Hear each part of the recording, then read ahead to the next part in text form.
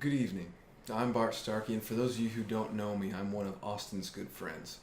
And it pains me to say that I was unable to make it to Austin and Taylor's wedding. Trust me, I wish I was there. I can assure you that you're having a lot more fun than I am right now. But in regards to this video, I was approached by Taylor to record a toast or a speech, and I am so glad she asked me to be a small part of my best friend's wedding, even though I could not attend. So Austin and I met the summer between our sophomore and junior year of high school, and we were selected to be in a worship band by an overzealous worship leader. And that's putting it very lightly. This guy will remain nameless because I'm sure a lot of people here today know exactly who he is. So this overzealous worship leader also signed us up to play at a Relay for Life that was being held in Webb City. Lots of people. Lots and lots and lots of people. And he chose songs that were beyond our capabilities at the time. And it seemed like the only two people that understood that these songs were beyond our skill set were me and Austin. However, our solutions to the problem were very different. My response was to come to practice and try and learn the songs the best I could and stress out about something that I volunteered for. Some things just never change. I would practice at home and go over to our overzealous worship leader's house, and I did that way too often. Austin's solution to the problem was one that I should have followed.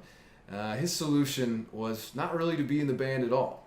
He would show up 2 hours late to practice, he would sleep in and not show up to meetings altogether, and then not answer his phone. Like I said, some things just never change. Eventually, the day for us to perform at the Relay for Life came, and we were not prepared. But we packed up our equipment and drove over to the venue and started to get set up anyway. When we got there, there was a band that had just finished their set, and they were a lot better than we were. But they introduced us, opened up the stage, and we started putting things together. And right when we thought all hope was lost and we were going to have to bomb on stage and embarrass ourselves, God came down. There were a couple streaks of lightning that went across the sky, and they decided to delay the show. And that's all it took for Austin to grab his guitar, jump in his Camaro, and get the heck out of there. That's how Austin and I met. Now, fast forwarding several years to now, I was doing some research on how to give a wedding speech, watching various YouTube videos and reading lots of articles. I came across some things that you should not do while giving a speech at a wedding. Number one, avoid inside jokes that only you and the groom find funny. Trust me, I thought about implementing several of these into this speech, but I abstained. You're welcome. Number two, avoid old crazy party stories. Austin and I weren't really ones for the party scene, so this was pretty easy to follow. But number three, refrain from talking about old ex-girlfriends was a little bit more difficult to abide by. Don't worry, I'm not going to give away any juicy details of Austin's past love life, but with that being said, we are entering the slightly embarrassing section of my speech. Every pair of best friends has that moment when they go, did we just become best friends? And that moment for Austin and I came after our third semester of college. We had just completed Calculus 2 and we were burnt out on school. And to add to the stress, I was having hardships on the football team, and Austin had just broken up with his girlfriend at the time.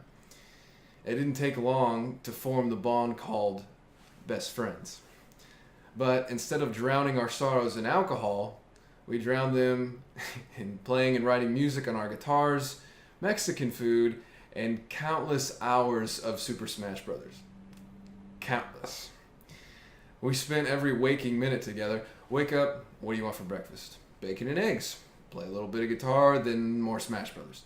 Eat lunch, maybe go for a little cruise, come back, more Smash Brothers. You want to get some Mexican food for dinner? Yeah, come back, Smash Brothers until 4 in the morning. Another semester of school started, but life continued on in a very similar fashion until spring break of 2012. The BSU from Northwest, which included someone by the name of Taylor Hartong, came down to Joplin to help with tornado relief, and they stayed at First Baptist Church in Webb City, which was literally 2 blocks from Austin's house. Austin and I were recruited to help lead worship for a special event at Missouri Southern that the Northwest BSU attended. Later, I was asked to play at a smaller service that was held at First Baptist. After the smaller service, some of the members of the Northwest team asked me to stay after and play music with their worship leader.